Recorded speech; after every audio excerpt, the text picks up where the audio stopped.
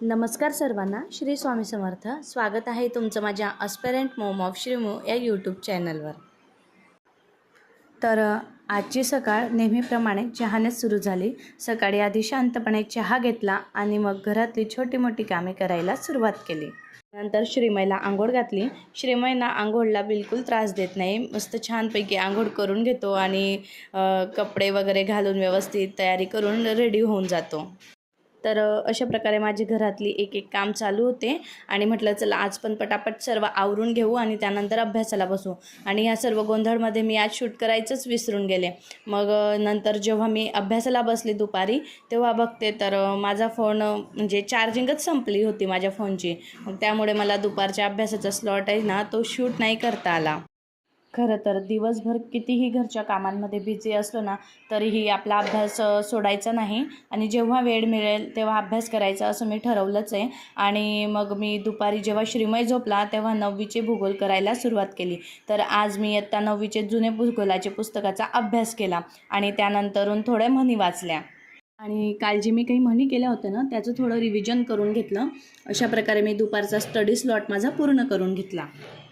त्यानंतर श्रीमय पण उठला आणि मग त्याला रेडी वगैरे केलं आणि खाली थोडं खेळायला घेऊन गेले. अशा प्रकारे माझा दिवस गेला आणि त्यानंतर मग मी रात्रीच्या जेवणाची तयारी सुरू केली. आज मी जेवणामध्ये गिलकीची भाजी बनवली होती. तर मी गिलकी आधी मुगाच्या डाळीमध्ये शिजवून घेतले आणि त्यानंतर शेंगदाणे, मिरची, लसूण वगैरे घेऊन त्याचा एक मसाला बनवून घेतला आणि त्यामध्ये मसाला वगैरे टाकून मग भाजी बनवून घेतली. अशा प्रकारे रात्री स्वयंपाक झाल्यानंतर मग आम्ही दोघांनी मिळून जेवण वगैरे केलं आणि त्यानंतर श्रीमय जेव्हा झोपला तेव्हा मग मी माझ्या अभ्यासाला सुरुवात केली. तर मी इयत्ता 9वीचे नवीन भूगोलाच्या पुस्तकाचा अभ्यास केला आणि व्होकॅब वगैरे नाही केलं कारण खूप रात्र होऊन गेली होती. नाही आज मला खरंच खूपच झोप येत होती, त्यामुळे मी व्होकॅब वगैरे स्किप केलं, फक्त थेरीचाच अभ्यास करून घेतला. आधी माझ्या अभ्यासामध्ये मुळीच कन्सिस्टन्सी नव्हती, पण आता या 21 दिवसांच्या चॅलेंजमध्ये खरंच खूप फरक पडला.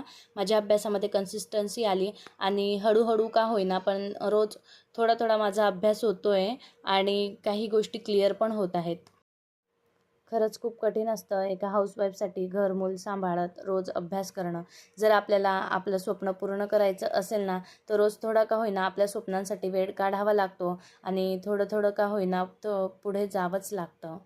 आणि हो, तुम्ही अजूनही तुमचे स्वप्न पूर्ण करण्यासाठी सुरुवात केली नसेल तर आत्ताच करा, कारण योग्य वेळ ही कधीच येत नसते, ती आणावी लागते.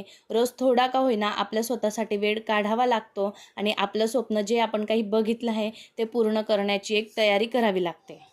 तोपर्यंत तुम्ही स्वतःचे स्वप्न पूर्ण करण्यासाठी स्वतःची मदत करत नाही ना तोपर्यंत तुमची मदत कोणीच करत नाही. जेव्हा समोरच्याला दिसेल की हो ही खरंच काहीतरी करते, तिच्या स्वप्नांसाठी काहीतरी विचार करते, तिला तर काहीतरी करायचं आहे, तेव्हा समोरचाही तुम्हाला पुश करेल, तुम्हाला मदत करेल. चला तर मग भेटूया नेक्स्ट ब्लॉगमध्ये. तुम्हालाही असे स्टडी ब्लॉग बघायला आवडत असतील तर नक्कीच माझ्या चॅनलला सबस्क्राईब करा, लाईक करा, कमेंट करा आणि शेअर करायला विसरू नका आणि तुमचा सपोर्ट असाच राहू द्या. थँक्यू.